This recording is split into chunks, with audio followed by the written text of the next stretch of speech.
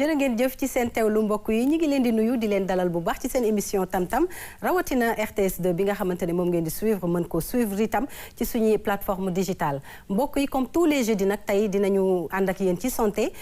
Awa lañ ci àndal waaye tamit di ngeen am métier de la semaine ñu ci ànd ak Seynabou waaye tamit connaître ses droits Maria dina fi teew indi beneen cas ñu fas yéene leen ko décortiquer tout au long de l'émission mbokk yi loolu mooy suñu sommaire tey dañuy dem régie dellu si waat daal di tàmbali suñu émission c'est tout de suite.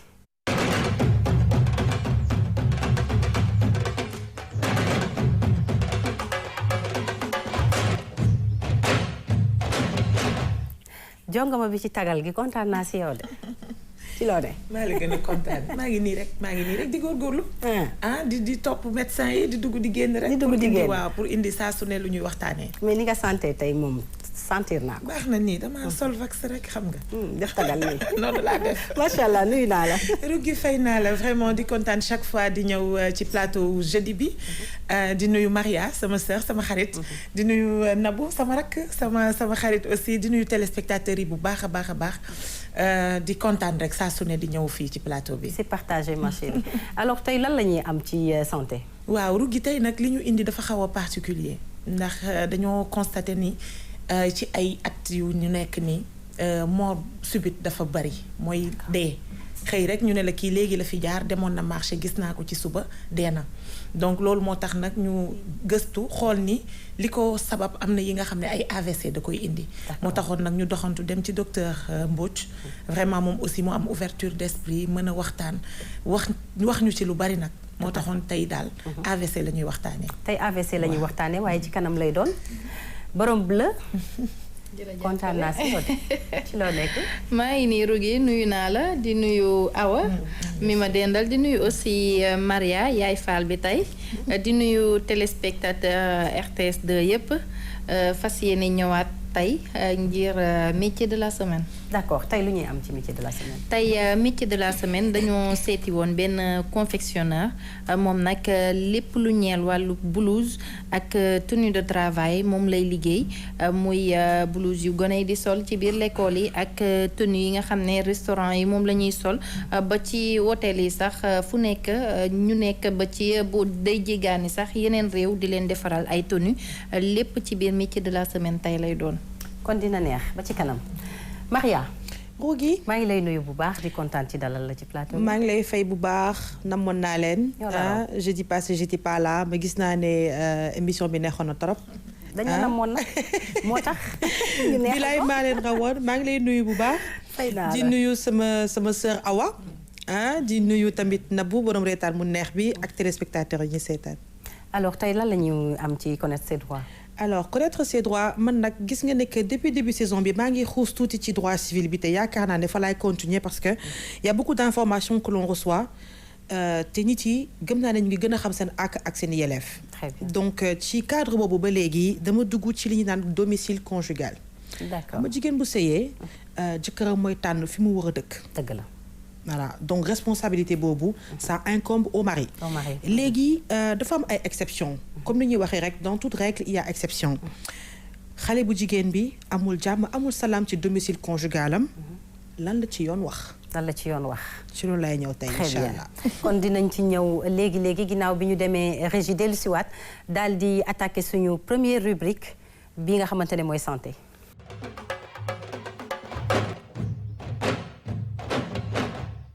dafa am ay tawat wala ay nekkin yoo xam ne ñu ngi leen di tuddee les facteurs de risque cardiovasculaire maanaam ay dundin wala ay tawat ay situation yi nga xam ne buñ ci deful dara ci ay at yu bari moom mooy indi loolu nga xam ne mooy AVC maanaam koo xam ni yóor gi deret ji jaaratu fa wala dafa toj nit ki paralysé wala mu faatu bu dee ci xol bi mu nekk crise cardiaque maanaam deret ji foofu mu doon jaar ci tuyau yi pour dundal mënatul jaar donc mu xol bi arrêté soit du ci faatu waaye mën na ci faatu wa illa dem ba ci tànk yi foofa deret ji waroon jaar mënatul jaar parce que fatt na ñu koy tuddee artériosclérose artériopathie des membres inférieurs te loolu li koy indi lu bëri ay situation bi ñu koy tuddee facteur de risque mun nañ ci citer bii ñuy wax hypertension artérielle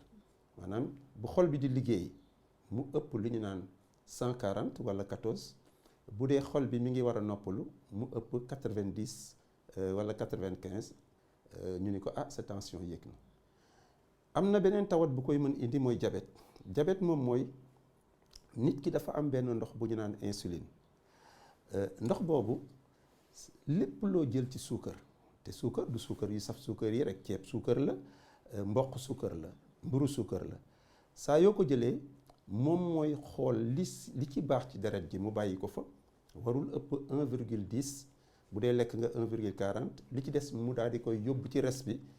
bu dee nag loolu amatul kuy commandé suukar bi léegi suukar bi day bari ci nit ki ba nga xam ni mu nekk diabète dem ba indi loolu. ñetteel bi mën nañu wax cholestérol ñëpp la ñuy xam ni bu baree day dem ba fatt sidit yi cholestérol boobu ci ñam yu bari graisse trop lay nekk. ñeenteel bi mooy cigarette kooku moom mooy musiba naaru laay il faut ñu wax ko buñ ko ragal cigarette li muy indi ci lu bon li muy indi ci loolu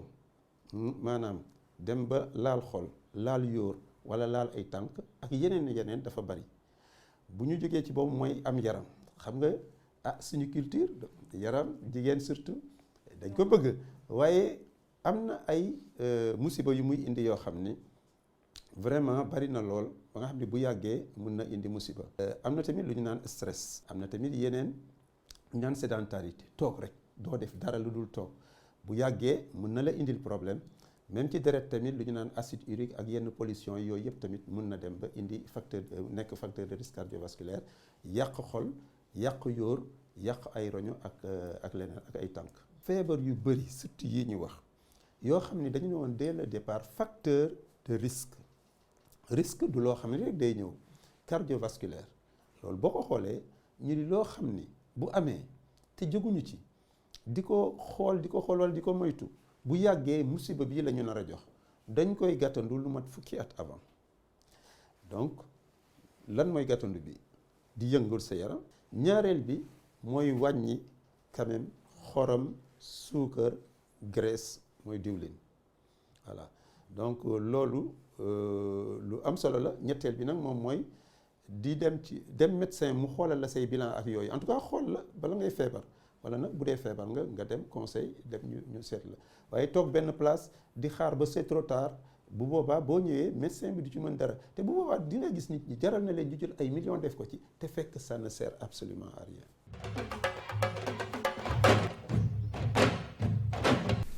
alors santé tey ñu doon gis élément bi nga xamante ne mooy AVC accident vasculaire cérébral mu doon nag un fléau boo xamante ne c'est un problème de santé publique sonal bu baax askan bi tey nga dem taataanal ñu élément bu am solo bi loo fa jëlee. waaw Rougui AVC moom comme ni ko docteur waxee rek AVC moom mooy njeexital problème bi. maanaam boo demee ba wax AVC ça veut dire que li indi AVC bi foofu la ñu war a commencer. d'accord li koy indi nag bokk na ci problème mu tension. hypertension artérielle mooy comme ni mu ko waxee ci élément bi tension bi nga xam ne dafay yéeg te jéemuñu ko lijjanti pour mu wàcc. am na beneen aspect comme ni mu ko waxee aussi muy problème mu alimentation xam nga ñun dañuy faral di safal. xorom su bare si suukar su bare si graisse su bare si Sénégal ku ko xam-xam ne dafa bëgg a yooyu ceeb na niin ndekki na saf suukar xorom bi aussi na saf dañuy xorom bay xorom ay jus. d'accord kon loolu déjà moo lay yóbbu ci hypertension artérielle moo lay yóbbu ci te moo la mën a yóbbu ci AVC bi hypertension artérielle mën na dem évoluer ba indil la problème mu AVC nga ñëw ci alimentation bi diabète mën na évoluer aussi di avancer ba indil la AVC donc obésité maanaam yenn poids yi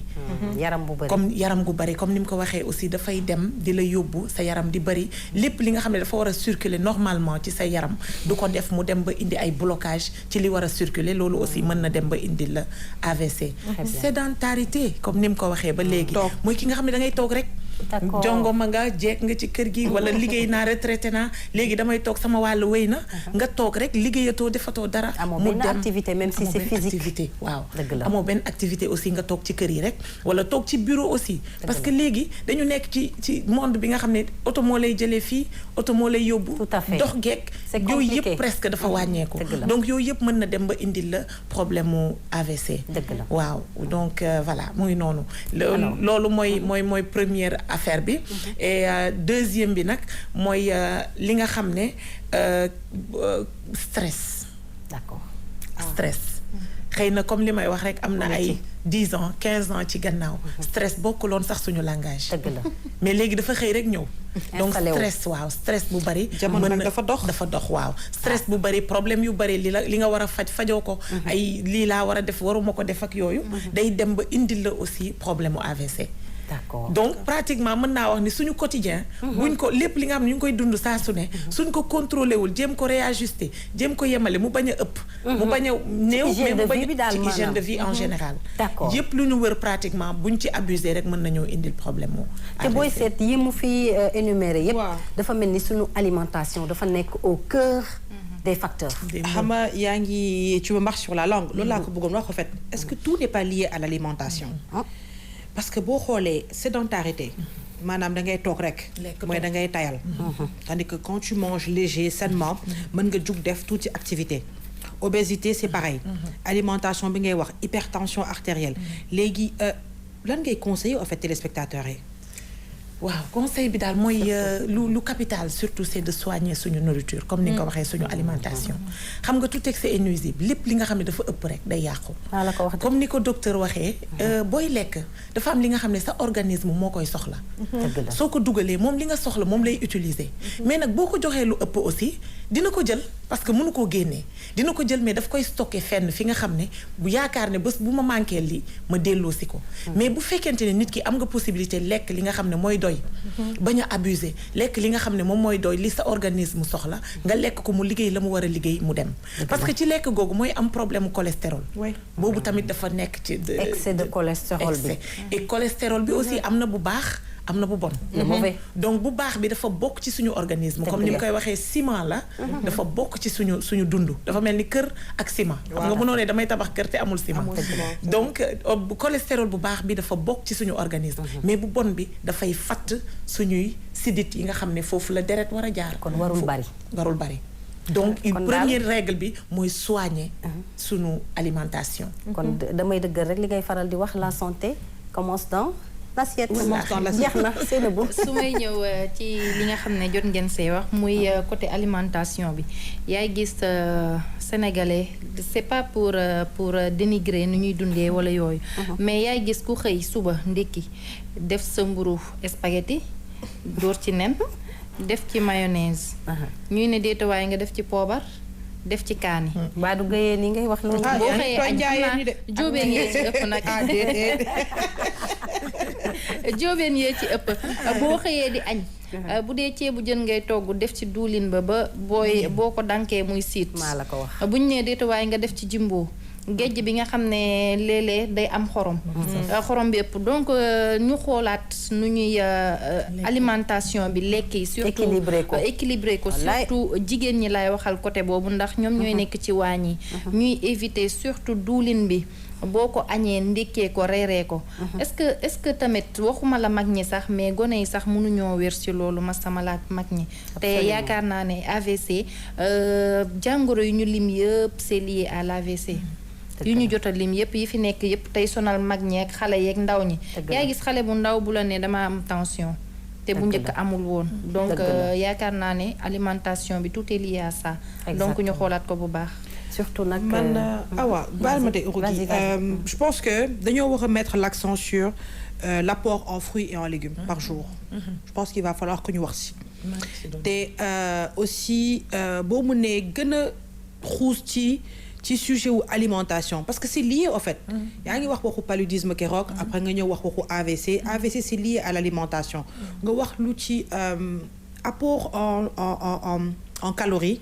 apport en fruits et légumes ak surtout tout tànk yi yu ñuy wax parce que Rougui. L'hygiène alimentaire hein parce que tamit suñu hygiène alimentaire ça laisse à désirer parce que quand même ni ñuy lekkee wax dëgg fa neex yàlla ñun ci suñu bopp xam nañ ne du lekkin bu baaxul du lekkin bu baax awa problème culture la tout à fait problème culture la xam nga moom laay wax chaque fois nee naa leen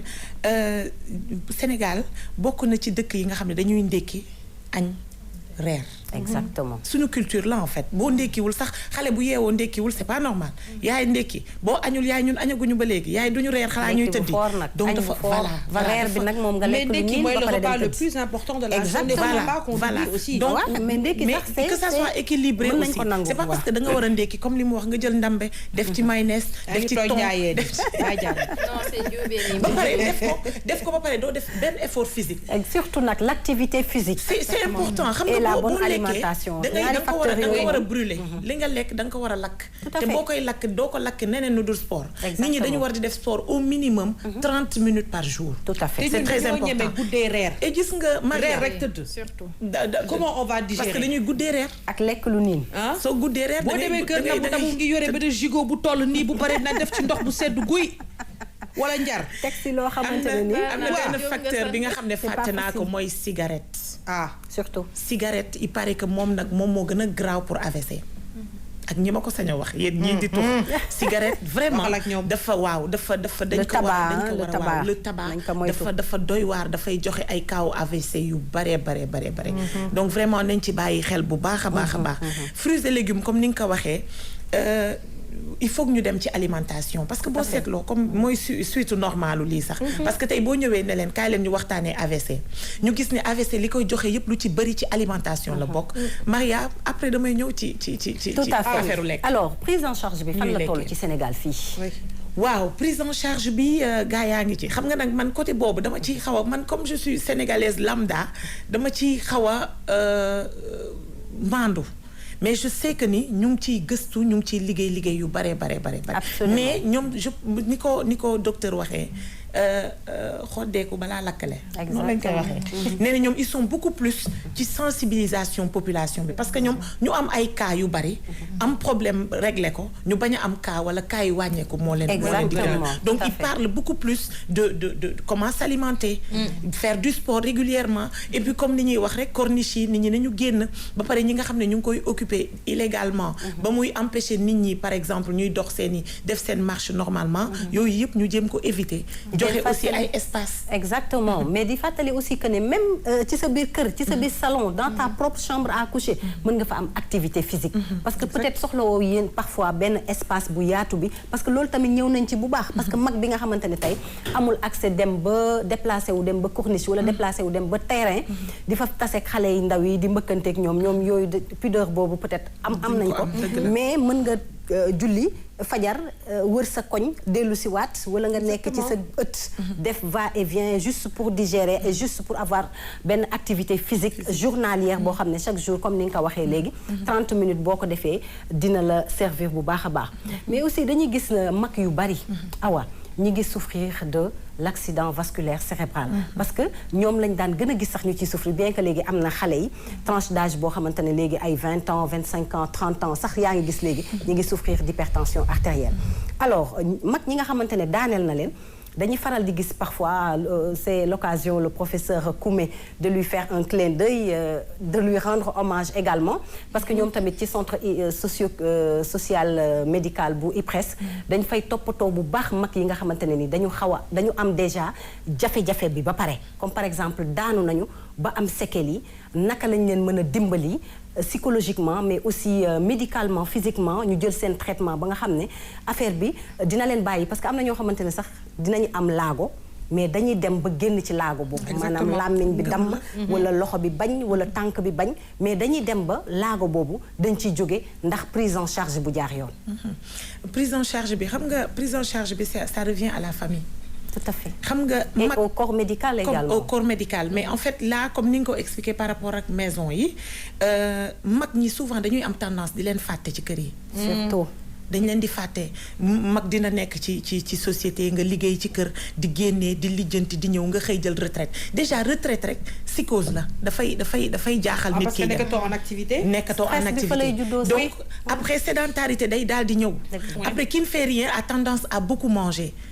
donc loolu bu amee après mu indi problème mu AVC après prise en charge peut-être que début bi dina yomb mais après il faudra que ñu accompagner la il faudra que nga def ay efforts yu bari yi nga xam ne mooy tax ba comme ni nga ko waxee nit dugg na ci ba pare génn ci absolument nit dugg na ci aussi des ci donc prise en charge bi aussi bien médicale mais aussi familialement il faut que ñuy bàyyi xel suñu mag yu nekk ci kër yi encadrement bi dafay am solo alors pour finir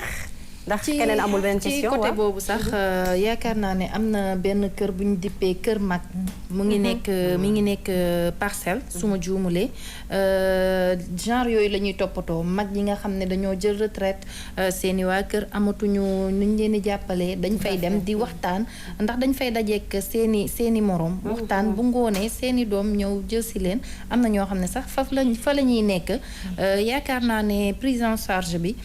faaw ñu leen di bàyyee xel di toogandoog ñoom di waxtaan ak ñoom waaye jamono ji ku ci nekk da nga taamu boo wàccee peut-être mën na doon parfois la fatigue nga dem dugg sa néeg waa kër ga yëpp dugg seen néeg alors que mag bi moom bëggoon na toog ak njabootam loolu yëpp dafay jouer ci seen xel ba wér du leen yomb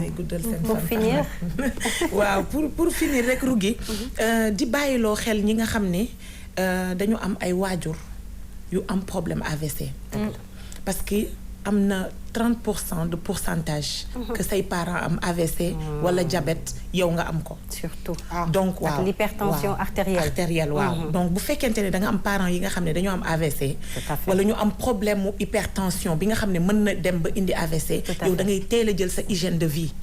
mooy wàññi xorom wàññi suukar wàññi tout ce qui nga xam ne dafay indi feebar boobu ba pare am activité physique loolu moom c'est capital il faut que nit ñi di ci bàyyi xel bu baax a baax et puis feebar yi aussi ñu koy anticiper nañuy bàyyi feebar muy nelaw ci ñun man de fan yi sama bopp day metti man de nii nga bàyyi def automédication voilà sa tension monté na wala monté voilà il faut ñu am aussi habitude di dem ci médecin yi parce que médecin yi ñun lañ fi nekkal bu ñu demul ci hôpitaux yi médecin yi duñu liggéey donc nañuy dem ci médecin yi di gëstu suñu bopp di xool léeg-léeg ñu ne da ngay lañ bët ak da ngay wut ak yooyu noonu mais vraiment il faut qu'on le fasse am na aussi benn affaire bu ndaw bi nga xam ne am nañ habitude di ko def wala ñu koy waxtaanee mooy da ngay dégg kuy ne ni kii de dafay bëgg a def AVC mais nañu jam ay baaraamam pour génnee deret c'est les premiers soins le premier secours le premier réflexe mooy nga génnee deret mën na nekk ci bout des doigts ou bien à l'oreille da ngay bënn nopp bi ndax deret boobu génn su génnee du am séquelle lan mooy enfin je veux dire c'est le réflexe boobu en fait exactement en fait lan lay indi dañ koy jàngale d'accord dañ koy jàngale te normalement tout un chacun devrait le savoir parce que tey jii ku nekk war naa xam geste de sauvetage yooyu noonu nga xam ne j'ai entendu qu'il faut beaucoup tousser pour que ça puisse déboucher essayer de donner une bonne respiration mais kii am malaise est-ce que dina mën a tousser c'est vrai yow mi koy secourir yow yaa man bële moom xam naa ne moom après dig ñu ci indil waaw le moom geste balaa ngaa dem sax dama la ciy dugalal dara parce que docteur bi wax laaj naa ko parce que loolu c'est un geste bi nga xam ne ñëpp dañu foog ne moo normal de survie mais Rougui normalul chérie d'accord déedéet c'est pour ça que je demande c'est quoi le mais man en fait man ci ñëw de man nit ñi gis naa nit ñi di ko def gis naa nit ñi di ci waxtaane mais jamais ngeen bënn ay extrémité wala ay nopp d'accord duñu régler problème AVC bi mais dañuy ñàkk deret mais est-ce que séquelle bi deret mooy génn nee na il faut jamais le faire. il faut jamais le faire. il faut jamais le faire. kon loolu dinañ ci c'est pour ça que j'ai demandé en fait qu'est-ce que ça pouvait apporter à quelqu'un kuy waaj a def AVC. voilà comme li ma wax rek xam nga man su ma demee souvent su ma demee wuti loolu la ñu am tendance suñuy problème yi nga xam ne moom la ñuy def suñuy solution yi nga xam ne mooy je sais pas du ma ko tuddee recette grand-mère dama koy tuddee recette rek suñuy recette bopp moom laay faral di poser question parce que je veux pas entrer ci côté scientifique bien sûr donc ci question bi daf ma soxal ma ne ko nag docteur dama bëgg a xam lu tax ñuy bënn ay baaraam ak ay nopp bu nit ki amee AVC mu ne on n'a pas à le faire régler woo problème bi da nga koy déplacer léegi qu'est-ce qu'il faudrait faire yóbbu hôpital point le ça plus tarde à venir, rapidement possible. possible. Parce que léegi nag nee na am na ay zones yi nga xam ne on a du mal pour ñu am accès. ci hôpitaux yi. mais premier soin amul par exemple ce que tu peux faire à l'instant Dardar. hôpital rek doom ndey. D'accord. Ça c'est bon à savoir. C'est clair et c'est net. C'est clair et c'est net. Alors di fàttali rek ne mort subite yi nga doon wax ak yooyu noonu yëpp démb ci lañ doon fêter célébrer la journée mondiale du cœur ñu ci bàyyi xel bu baax a baax ndax tamit lépp luy maladie cardiovasculaire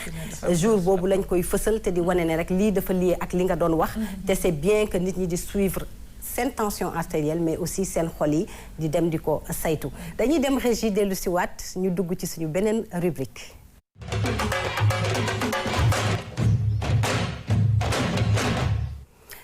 Alors métier de la semaine tey ñuy waxtaanee confection waaye confection nag d'une manière particulière ndaxte dañu ñëw ci période boo xamante ne dañuy waxtaanee lii di tenue scolaire xëy na globalement on va parler de tout ce qui est confection tenue restauration tenue yépp ki nga dem seeti ci loolu la yëngu waaye tenue scolaire yi rawatina te tenue scolaire ku nekk xam na ne couche sociale bu nekk day gis boppam ci biir rawatina nag jamono ji nga xam ne njiitu réew mi Macky Sall dafa génnee 100 milliards ci sunuy koppar ngir jagleel ko wàllub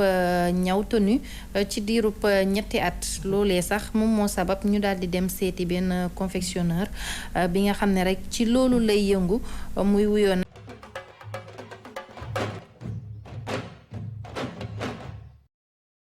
métier bu noble na parce que bon boo ko xoolee sous région bi yëpp dañuy ñëw di ñawloo si fii te par exemple suñu produit moom la ñu intéressé parce que tailleur moom facteur de développement la déjà bu mu weer bi ñu commencé nii rek weeru blouse la weeru tenue la parce que pour école yi la ñoom ñoo ëpp ñu koy commandé fii bu école xasee ubbi dootuñu am jot parce que suñu yëpp parce que déjà école yi nekk Sénégal tailleur yi bon bari na ay tailleur parce que presque ñi fi mën a ñaw lu mel noonu tamit confectionner blouse wala confectionner tenue école costume wala tenue sport ñi ko fi man bariwuñu parce que bu jëkkoon daan nañ ko jàng mais presque léegi jàngatuñ ko donc les anciens ñoo ko fiy def te bon di ko jéem a former tamit ak yeneen i booy pour ñu xam ne ñu mën a jël relève bi. léegi lépp ñu ngi koy defar fii tenue sport yi léegi bu école ubbee tey ji tenue sport yëpp fii lañ koy joxee te tailleur yi nekk Sénégal gi te mën ko ñoom ñoo koy def. tenue sport yëpp benn amul benn buñ ci joxee jëlati Chine xëy na matière première bi moom moo amul fii mooy matériel bi mais bu matière première bi saa yu ñëwee rek dañ ñu koy jox ku mel ni Kennedy wala yeneen i école yoo xam ne je ne peux pas citer bëgguma ay publicité ñoom ñëpp seen tenue sport léegi fii lañ koy ñëwee biir Sénégal. machine yi nga xam ne moo koy liggéey am na fi machine yi koy liggéey am na parce que tailleur moom jara jaaxaloo lu mu gis rek war na ko mën a dem war na ko mën a ñaw dañ ciy ñaw sax loo xam ne nii moo ëpp parce que tailleur dafa bëri titre li mu bëgg mooy ñaw loo xam ne nii bon lii dama ko ñëwee dama ciy kontaan parce que tey jii yaa ngi may laaj ndax maa confectionné tenue président muy man te keneen képp ko confectionné même te bu du président sax su ma la ñawalee boo génnee sol kontaan mu correcté man te man maa ciy gën a kontaan avant yow. waaw ñun déposé nañu parce que ñun dafa am ñun tamit fu ñu bokk bu ñuy déposé parce que dañ ne l'union fait la force parce que comme ça bu fekkente ne ñun bëgg nañu lu mel ni par exemple 100 000 blouses kooku duñ ma ko jox man kenn dañuy sel mbooloo da ngay bokk ci benn mbooloo boo ci bokkee bu ñu leen joxee 100 000 blouses yow bu ngeen ko liggéey ba pare boo xoolee yow di nga ci mën a gagné valeur 10 000 blouses day mel ne kon 10 000 blouses nga liggéey donc moo lay wax ne liggéey bi expérience koy liggéey parce que nee naa toujours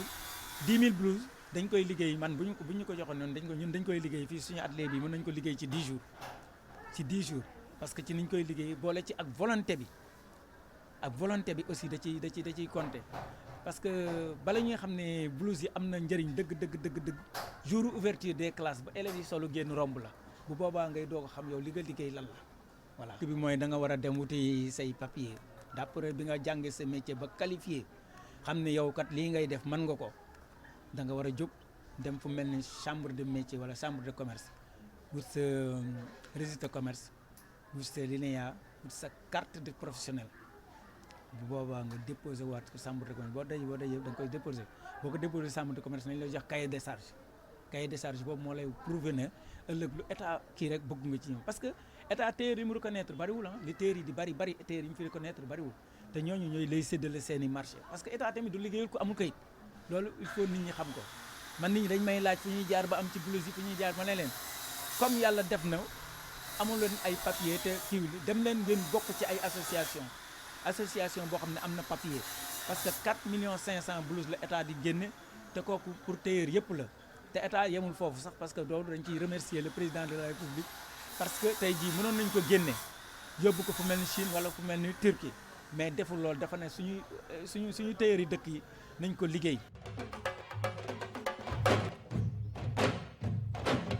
alors ñu gis liggéey bu set. liggéey bu jaar yoon ndax confection bu ñu ko daan wax Seynabou. dafa nekk liggéey boo xamante ne dañ naan tailleur ci seen jargon tailleur complet maanaam tailleur boo xamante ne mënee na fii mënee na fële ndax ñiy def confection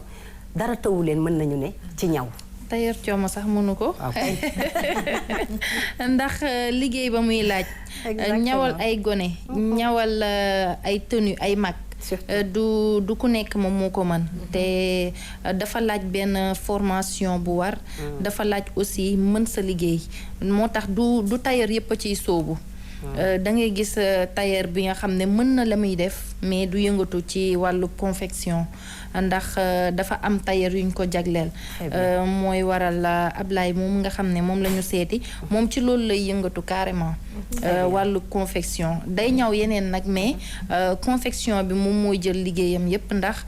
daanaka la muy ñaw ci ay blouse mënu ko permettre muy jël yeneeni ñaw yu bari. ndax lañ koy jox nee na des fois dañuy am ay commande ay 10 000 blouses. te loolu moo nekk lu gën a néew ci li nga xam ne loolu la ñuy jot. donc ci wàllu formation bi moom nee na ñu ngi ciy tàggat ay gone ndax bariwut ñu koy def. surtout bariwut ñu koy def ba tax na yenn xale yi nga xam ne ñu ngi yëngatu ci métier tailleur dañ leen di jël. di leen jéem a tàggat ci métier confection ndax nag bariwut fii ci Sénégal ñu koy def naam sax am na fi te yemuñu rek ci confectionner ay tenues scolaires ndax tenues sportives yi tamit ñu ngi koy defar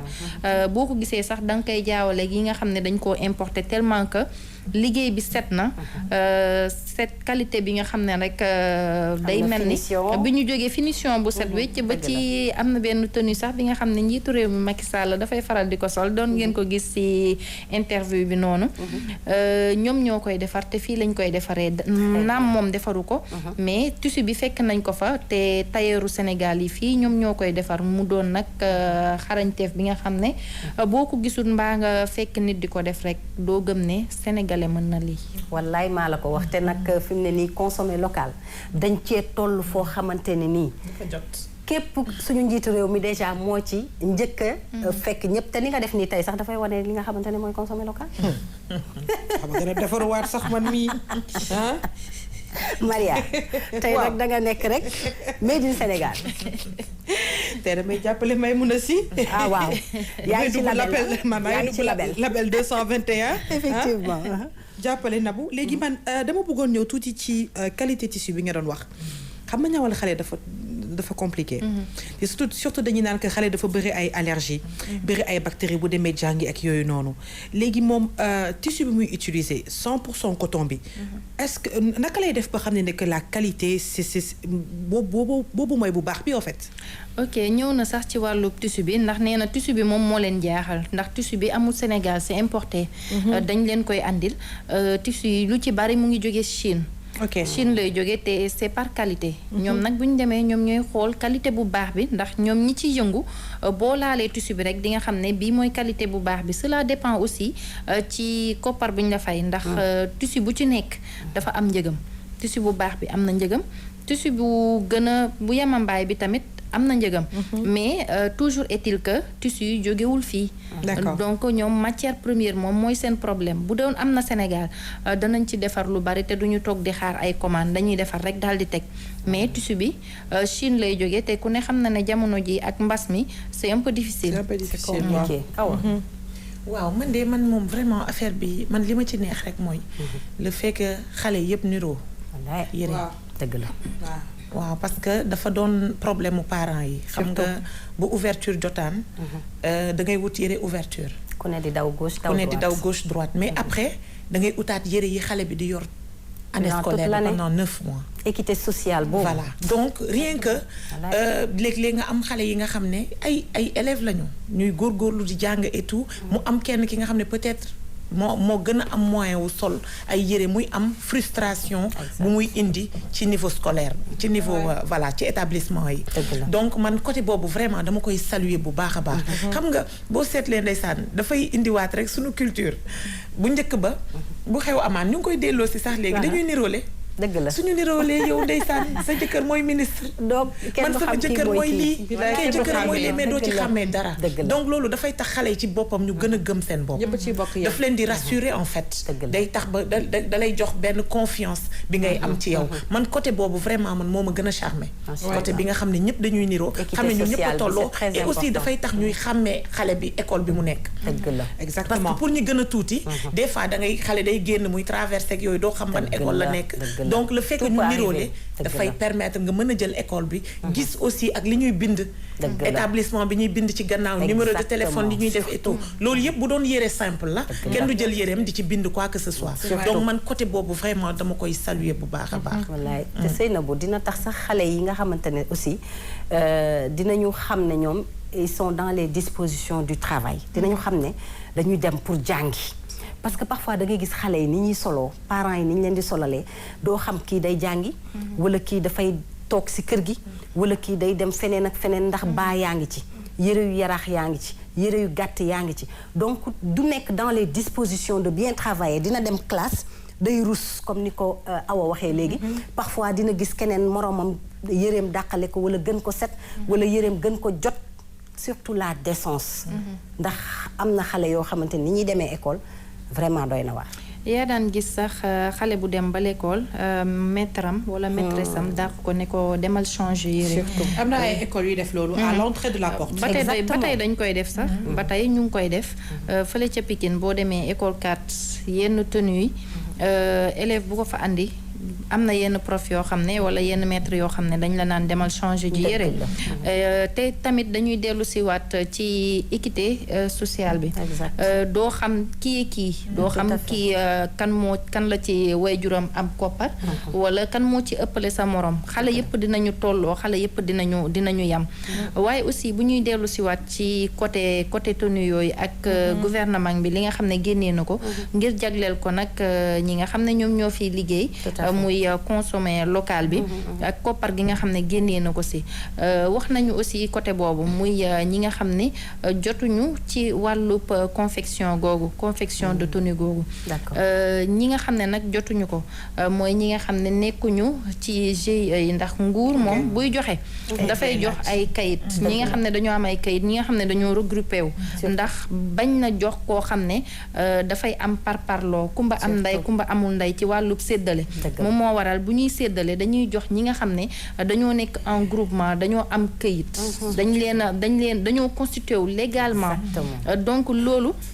ku ci bëgg a jot même bu fekkee ne atum ren rëcc na la déwén a ngi fi beneen année ngi fi ndax des na yeneen 2 ans yi nga xam ne war nañoo defaraat yeneen i blouse ak yeneen i tenue kon nañu jéem a dem régulariser wu ku ci amul këyit demal nga uti këyit ay NINEA ak yooyu boo gisee sa benn mag bi nga xam ne moom il est déjà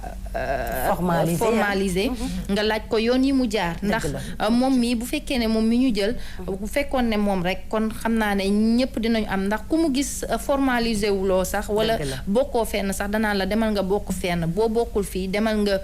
wut association wala dem leen ngeen constitué wu en association pour mën a jot ci yenn yi nga xam ne nguur gi daf koy séddale pour parparloo bañ a am kenn bañ a ne nguur gi dafay jox fii bàyyi fii wala dafa am ñu mu favoriser bàyyi ñeneen ñi te booy seet sax fi nga wax noonu dafa am solo ndax am na ñoo xamante ne sax bu fekkee ne yow amoo doole bu toll nii ngay jël commande publique da ngay xam ne dañ la koy jox en quantité te bu fekkee amoo matuwaay yi war ndax doole moom kenn mbooloo moo mën mooy doole donc bu ngeen associé woo wala nga def sa GIE wala sa groupement bu ñu leen joxee une grosse quantité yéen di ngeen ko mën a matale ci délai bi nga xamante ne moom lañ leen koy jox waaye boo dee yow kenn nekk bariw sa atelier rëyul bariwoo ay employé nga bëgg yow kese doxal loolu noonu dina indi ay jafe-jafe ay retardement ak ay ñoom seen waaye te nuy am na solo de surtout que en fait man de métier bi mu laal en fait c'est très intéressant mais moom loolu rek lay def tenue il fait que des tenues. du def tenue rek ndax njaw bu yanj bi ma sol moom moo ma ko ñawal. Ah oui parce que dañoo des métiers de la savane on parle de confectionneur. bu man ay tenue kese lay defar ak i tenue de travail. daf koy occuper ba du mën a laal yeneen yi lu ci bari. D'accord. De ce fait ci tenue la ëpp lu muy yëngatu mais day laal leneen. tailleur la au complet boo déggee tailleur bu complet daal moom tailleur bu complet la. moom coupe déplacement de pince yeeg yooyu noonu yëpp daf ci ay. voilà yëpp daf ci ay. dara taw ko daal mooy tailleur complet bi ñu doon wax rek dara du leen të. dara du leen të mais xëy na ñoom ñooy tënk seen bopp. ci benn kii voilà xam nga bu fekkee ne da ngay am ay 10 000 commandes 20 000 commandes. doo mën a jël ñawu jàmbur rugi mii di dem màggali. wala di dem yow mi dem gàmmu ji. du mën a jël sa ñaw ndax am na ay 20 000 commandes yi nga xam ne. bëgg na date bi nga xam ne jox na ko client bi bu jotee mu livrer commande googu noonu donc du ci mën a boole yeneen. du ci mën a boole yeneen waaye robe bii de ku ko xool xam ne ñawkat dëgg ko ñaw de ku dul tailleur complet mënu ko dagg. tailleur complet mënu ko. alors pour finir rek xam naa ne tamit xale yi dina leen mettre dans des dispositions yoo xamante ne dinañu xam ne non seulement jàng moo leen yóbbu ca école ba waaye tamit hiérarchie dina fa am. ndax dinañu xàmmee professeur bi xàmmee maître bi ak élève bi ndax parfois xale yi dañuy sañse di sol lu leen neex di defante sax ak ñi nga xamante ne ñoo leen di jàngal te loolu du yoon donc côté boobu aussi dina ci am solo ndax dina xam xale yi xam seen fi ñu seen place maître yeeg enseignant yeeg professeurs yi xam seen place ba nga xam ne dinañ concentré wu ci jàng mi Seynabou. côté boobu tamit am na solo ndax bu fekkee ne da ngay jàngi sax léeg-léeg xale yi dem sax bay tardé loolu ci gën a garaaw ndax war a génnee rek yére bu ñu sol yaay gis xale bu xëy natt armoire am yëpp pour génnee benn yére bu mu sol. dëgg la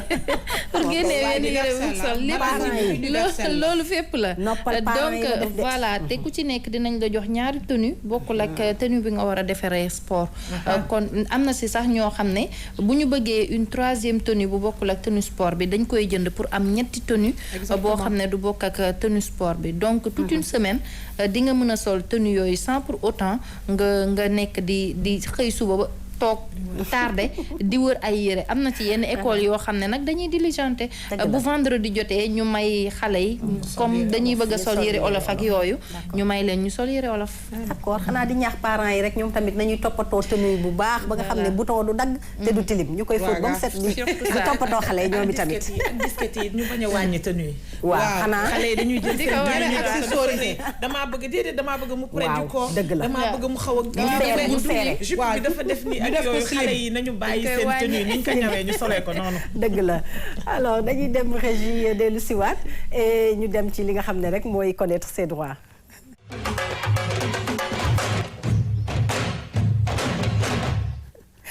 alors tey nga indeeti sujet bu am solo Maria ndaxte dañu dugal ci cohabitation difficile. que mu nekk entre les deux époux wala mu nekk peut-être belle famille bi. facteurs yi nag bari nañu. on va faire quelque chose de très simple. dañuy def benn étude de cas. bu ñu xoolee élément bi ba pare. il faut ñu defaat étude de cas. ñëpp mën a imprégné wu. comprendre te ku ci nekk ci yéen dinaa ko poser question. xam li ci biir on est d'accord. yëpp. awa. yaay bañ mooy jabar ji. yaay jëkkër ji. non Soora mooy jëkkër ji sama si wane ko waaye Soora mooy jëkkër ji. léegi. yow yaay belle-mère bi. lay laa ak a féroce. man ak Seyna bu ñooy njëkk yi belle-mère rek léegi man lu ma war a def. sama si mooy doom bu góor bi. yow yaa ngi fitnaal. moom da Soora da ko indi bu ñëw sëy si ci biir kër gi. tubaarkàlla macha allah. te ngaa jox te dañoo ne. jëkkër ji moom mooy tànn domicile conjugal. ci yoon. dëgg la moo may dëkkal. moo lay dëkkal da laa war a dëkkal. te da lay war a recevoir ci biir. parce qu'il y a lu ñuy naan obligation de cohabitation. tout à fait. Soora da laa indi ci biir kër gi nga ñëw sëy si. man Nabou Rougui ñu ngi lay fat. chaque jour xuloo chaque jour xeex. munoo réfléchir nekkoo ci jàmm. nekkoo ci salaam. dëgg la da ngay am instabilité sax. ñu ngi dóor say doom. ñu ngi saaga say doom. préjudice moral bu mu lay indil. le fait que réfléchiroo. yaa ngi stressé. est-ce que la question que je vous pose à vous trois. xaaral ba ñu dem xool élément bi ñu ñëw. bu ko defee nag ñu doxal. ah bon d'accord mu gën a neex ñu xam li ci biir. parce que man maa ngi woon ci étude de cas bi ba pare waaw kon xooleen bàyyi ñu xool ndax ñu xam li ci biir téléspectateurs yi itam xam li ci biir nañu dem dellu si waat daal di décortiquer cas bi.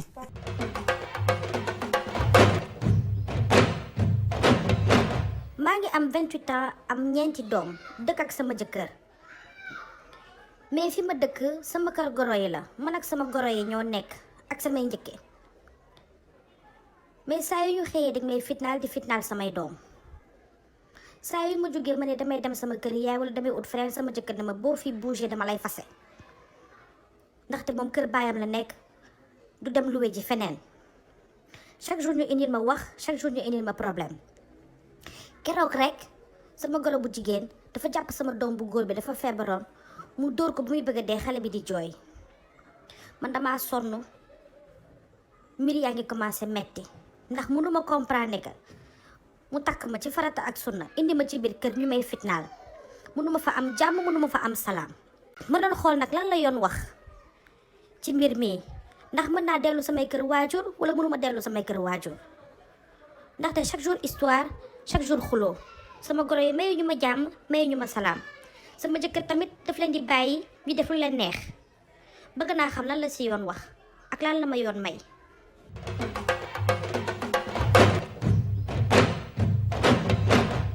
alors ñoo ko gisandoo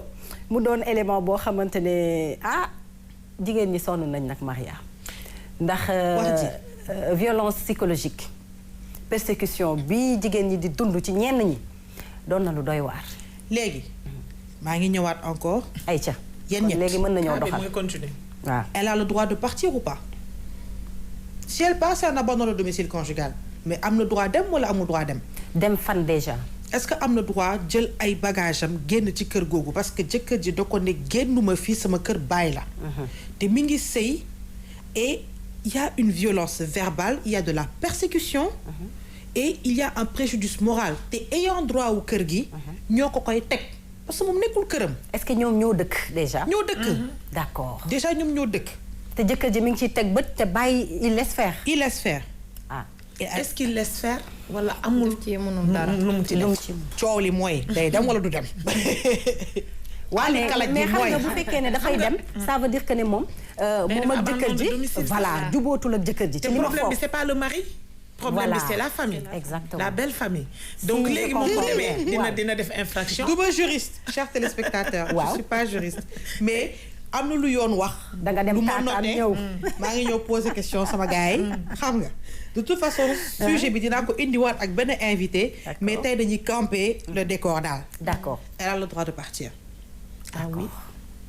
avec le consentement ou sans le consentement du mari. Sans le consentement de son mari elle a le droit de prendre ses bagages et de partir. dañoo ne.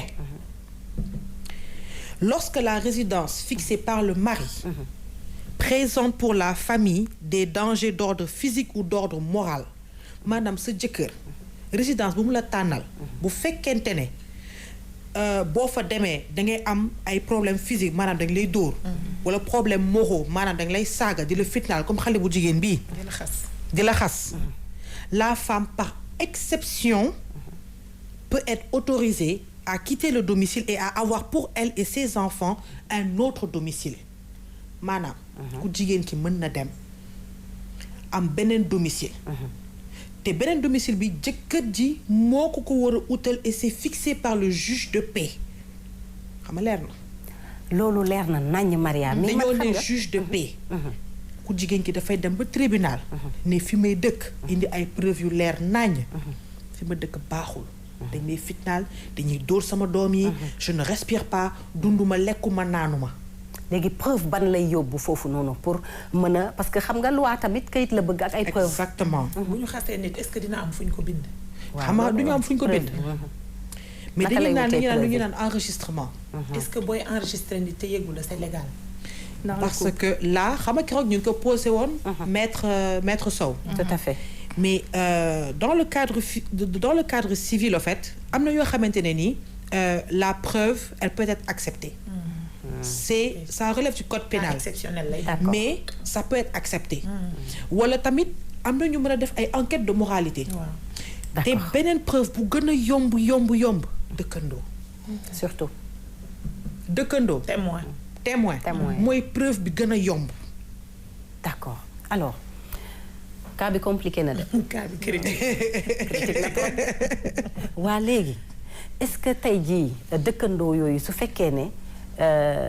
parce que xam nga nag dañuy dem naan dëkkandoo mbokk la. waaw am na ñoo xamante ne dinañ nangoo feeñ mais am na ñoo xamante ne wax dëgg yàlla duñu nangoo feeñ. ba buñ leen woowoon tey di leen laaj duñu bëgg a wax safaan ndax dañuy nëppal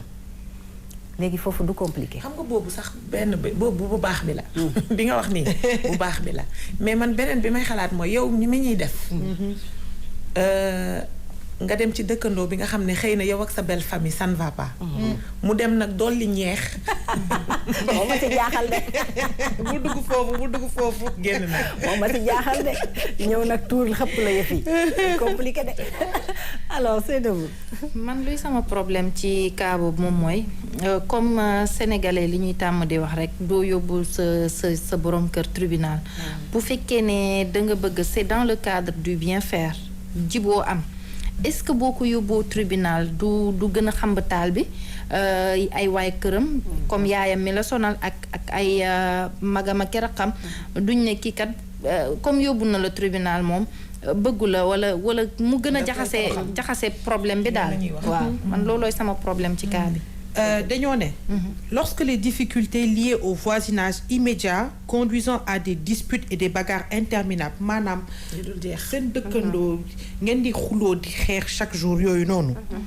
dañoo ne en cas de menace immédiate ou imminente comme ni mu def dóor doomu jàmbur menacé ko fii sama kër papa la sa yoon nekku si fii sama kër de kërëb dañoo ne de simples témoins suffisent pour que la femme quitte le domicile conjugal maanaam. balaa ngaa dem ci juge témoins yi mën nañ tax ba nga dem.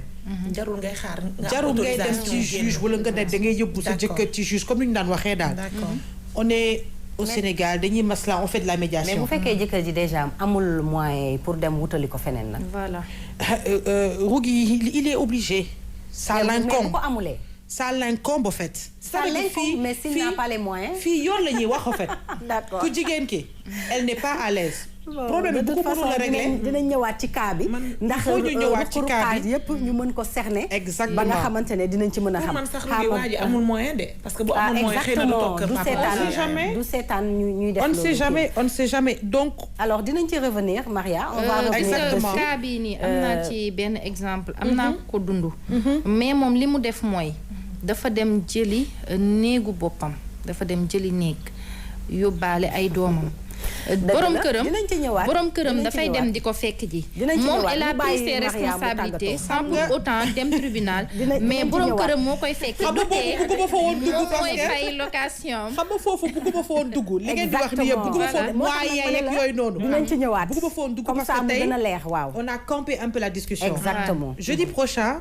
dinaa ñëw ak benn juriste. tout à fait on va reposer les mêmes questions. am na solo. juriste bi dina tontu Rougui. exactement ba bàyyi la nga tàggatoo. waaw maa ngi lay remercier bu baax di remercier téléspectateurs yi di wax ne que nañ continuer de suivre suñu programme fii ci RTS2 et